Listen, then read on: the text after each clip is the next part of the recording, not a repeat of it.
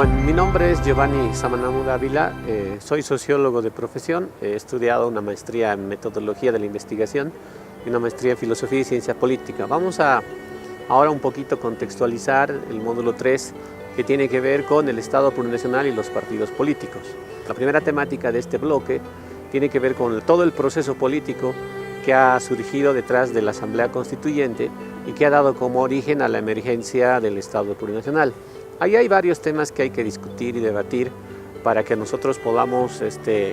trabajar eso en el marco de lo que es la educación secundaria, para que los jóvenes puedan conocer la coyuntura histórica, y ese es básicamente uno de los objetivos de esta primera temática. Si bien es cierto, tal vez muchos de ellos no han participado, no han conocido lo que ha significado la nueva época para Bolivia, es decir, el siglo XXI, es importante recordar que hay tres elementos que convergen para poder entender un poco lo que ha pasado con la Asamblea Constituyente, es decir, qué deudas pendientes existían en el marco de lo que es la actual coyuntura, y evidentemente las tres cosas que han surgido, ¿no? Primero, el Estado republicano boliviano nunca se ha consolidado, es decir, si bien es cierto, se crea en 1825, se define la idea de ciudadanía de una manera bastante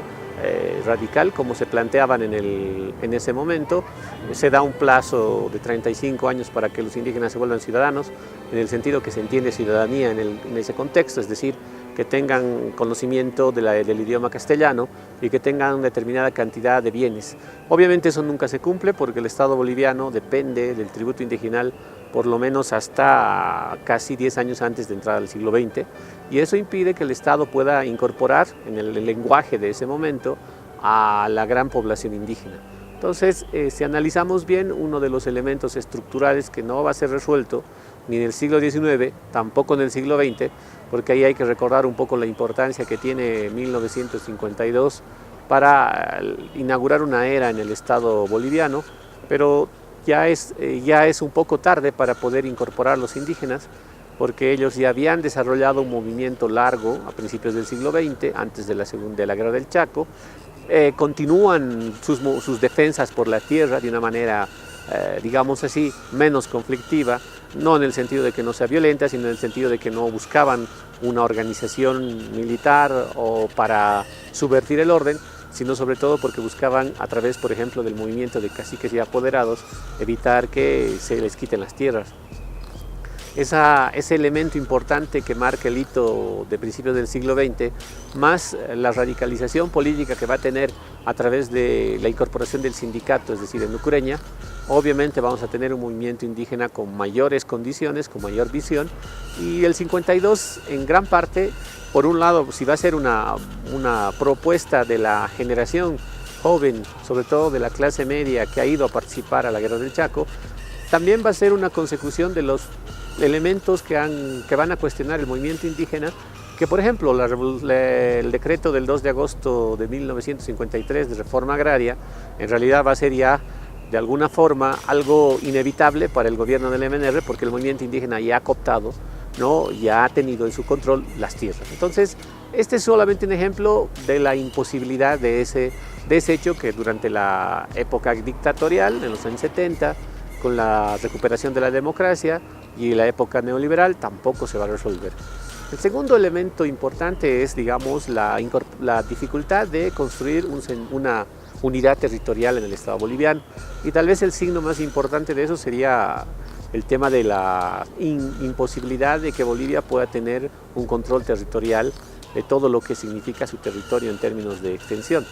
Y de ahí va a surgir una demanda, que es la demanda territorial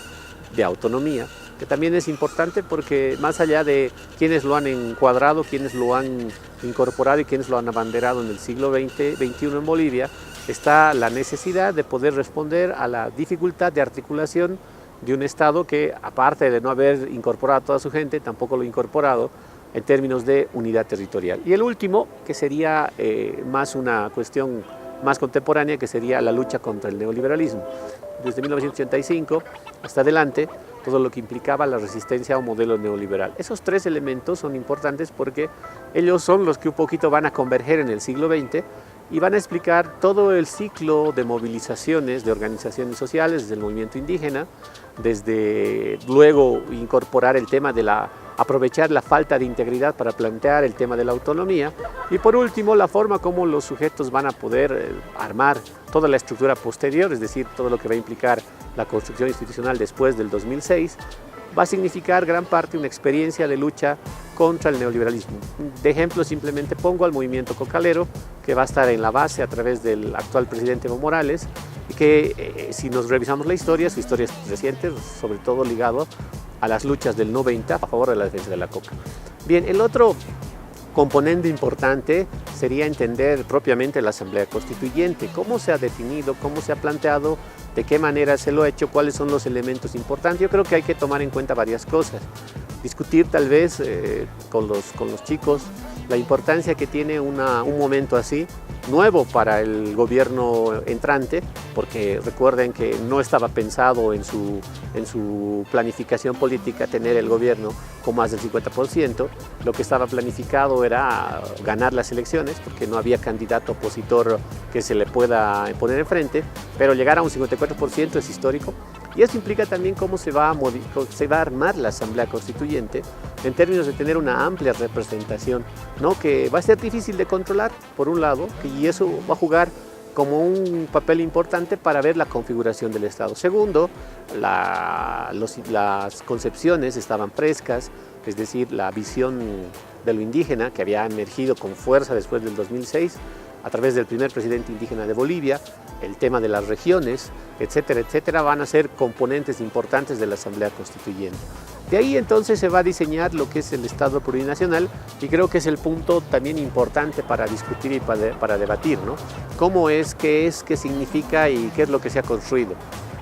Para empezar, existen pocos antecedentes en el mundo de una configuración llamada Estado plurinacional. Bolivia ha sido uno de los pocos países en el mundo que lo ha adoptado como forma a través de su constitución, y eso emerge de una discusión anterior, ¿no? La CSUCB en el Congreso de 1984 plantea para Bolivia la sociedad plurinacional, es decir, que era una vieja idea que ya estaba planteándose en el contexto de la discusión política boliviana. Y tampoco hay que olvidar que hay otro antecedente, digamos, que viene de la izquierda, porque la izquierda, desde el punto de vista de cierta tradición, sobre todo de origen ruso o de la Unión Soviética, había una importancia de lo plurinacional que lo han definido algunos intelectuales de la ex Unión Soviética, porque la Unión Soviética también tenía grandes problemas de configuración de unidad nacional, porque había una pluralidad de naciones y pueblos y lenguas que en ese momento conformaban la gran unión de repúblicas socialistas soviéticas, y por lo tanto el tema de lo nacional y de lo diverso estaba presente. De ahí un poquito sale el tema de lo plurinacional también como cuestión nacional, que va a ser retomada por la izquierda. Entonces, en esa confluencia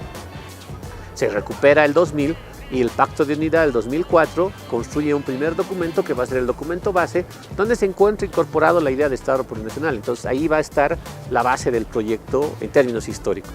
Ahora, desde el punto de vista de su diseño, ¿no?, que es lo más complejo, porque no existe una teoría que defina de antemano lo que es un Estado plurinacional. Generalmente las definiciones teóricas, incluso estatales, surgen después de que se han seguido hacia adelante o han tenido su experiencia histórica estos estados. Entonces es un poco difícil. Sin embargo, se puede, digamos, hacer una pequeña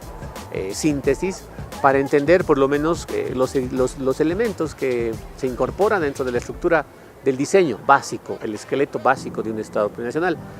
Desde el punto de vista constitucional diríamos que hay tres capas, ¿no? La primera capa, que no es una negación del pasado, porque recupera la herencia de los derechos individuales de las constituciones modernas europeas que se han incorporado a Latinoamérica, y todas las garantías constitucionales respecto a los derechos de las personas y a los deberes están presentes ahí.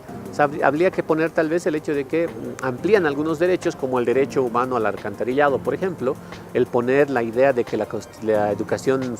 es gratuita hasta el nivel superior, cosas que no estaban presentes, es decir, va a ampliar algunos derechos individuales que se han conocido en otros contextos, pero no tenían esa ampliación. Ese es un primer rasgo. El segundo rasgo es que va a adoptar la estructura de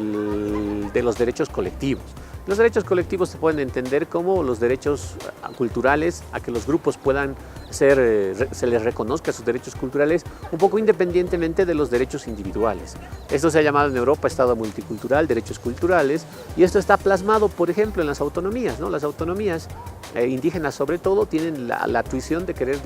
responder a los derechos culturales. También existen las autonomías regionales, aunque no tienen cualidad legislativa, pero también tienen mecanismos, sobre todo de organización social, para poder expresarse. Entonces, la Constitución garantiza los derechos colectivos de las personas y de los grupos y de las culturas, y ese es un elemento también importante. El tercer componente ya es un poco más nuevo, porque es un intento muy particular de que coexista instituciones políticas modernas con instituciones políticas no modernas, ¿no? Por ejemplo, la democracia comunitaria, por ejemplo, la justicia comunitaria, por ejemplo, el plurilingüismo, es decir, que en Bolivia existe 36 idiomas oficiales. Entonces, todo eso estructura una constitución plurinacional muy compleja, muy difícil, pero ese es el techo fundamental sobre el cual obviamente se puede definir. El último punto, digamos así, que también habría que discutir es qué implica esto para el contexto del debate sobre el tema de la nación. Porque lo que hace primero el Estado plurinacional es cuestionar la idea convencional de Estado nacional. Recordemos brevemente que el Estado-nación ha surgido como una concepción de la experiencia europea. No había un modelo anticipado, pero sí la experiencia europea lo ha planteado, y tenía como base fundamental de organización y de administración la homogenización de su población, porque todas las culturas, incluyendo las propias ciudades-estados europeas, eran plurales y no hablaban un idioma, cosa que ahora sucede en la mayoría de los países europeos, donde existen uniformidad de idiomas, salvo España y otros lugares, pero hay una uniformidad producto de 200 años. Entonces la cuestión nacional se ha asumido por ese lado. Nación o ciudadano es aquella persona que se adscribe de manera voluntaria, como decía algún fundador de esa corriente, sin necesidad de que prime cuestiones de sangre, cuestiones de ideología o cuestiones de lengua. Por plena voluntad uno se adscribe a un derecho, a una ciudadanía nacional. Esa es la idea del Estado moderno. El Estado plurinacional va a cuestionar esa homogeneidad. El Estado plurinacional va a discutir el hecho de que deberemos aglutinarnos sobre la base de una homogeneidad, y más bien va a intentar articular la diversidad. Y ese es un rasgo fundamental, pero bastante complejo, porque aunque los 36 idiomas estén reconocidos en la Constitución, la organización de un Estado con esos 36 idiomas todavía está en proceso. No hay una estructura todavía definitiva de eso. Es más, las lenguas están en proceso de recuperación. Algunas todavía se van a normalizar, inclusive la aymara mismo, que es una lengua extendida en el territorio boliviano, no tiene una normalización, y normalización quiere decir que esté oficialmente zanjado todos los problemas para que luego puedan ser reconocidos la escritura y la forma de hablar oficial. Esta es una discusión importante. Luego, ¿cómo se va a organizar territorialmente? Sabemos que es reconocido que los servidores públicos, por ejemplo, deben hablar una lengua indígena en función de su territorio, en función también de la atención al público. Entonces, más allá de esas connotaciones, y obviamente el contexto del deslinde jurisdiccional en el caso de la justicia comunitaria y la justicia ordinaria, que también ha sido definido. Por un lado, en el caso de la educación, tenemos la estructura curricular, currículum base, que es intercultural, currículum regional, que es intracultural, es decir, está por región, ¿no? Esos son elementos del principio del diseño del Estado plurinacional, pero hay que tomar en cuenta algo fundamental que no está presente, que no es todavía un diseño completamente concluido, que no es un diseño completamente acabado, que recién se ha iniciado apenas un bosquejo de lo que se ha planteado en la Asamblea Constituyente, que muchas de las premisas de la Asamblea Constituyente y de la Constitución todavía están pendientes para la construcción, y que evidentemente el gobierno actual solamente ha dado algunos pasos para poder definir. Pero si no se tiene clara la idea de que el Estado plurinacional no es una reproducción del Estado anterior, si no se tiene una idea clara de que es un intento de estructurar la diversidad sin conculcar los derechos culturales, es un intento de vivir una construcción estatal sin la unidad y la homogeneidad del Estado-nación moderno, y es un poco respetar la diversidad cultural y en ese marco mantener una territorialidad, una unidad territorial. Entonces son los principios básicos, ¿no?, sobre los cuales hay que caminar. No hay que olvidar tampoco que uno de los grandes, un espíritu de la norma en la constituyente era construir un Estado que transforme la sociedad de su dependencia capitalista, de su Estado colonial, y también la idea de Estado plurinacional no es en ese sentido ajeno a eso. Es decir, recuperar la lengua, recuperar la tradición, recuperar el idioma, implica un poco descolonizar el Estado, la sociedad boliviana, y ese también es otro elemento importante que se debe discutir. Creo que esos son los 4 puntos más importantes que se pueden encontrar en las unidades y que ya con la lectura y con los textos que están presentes, creo que cada uno podría seguir el camino para responder a las preguntas que son importantes, no olvidando que esto debe ser discutido, debatido con los jóvenes, tomando en cuenta la experiencia concreta que ellos tienen o tal vez de sus padres, para ayudar a aterrizar este tema, porque este tema es de la coyuntura.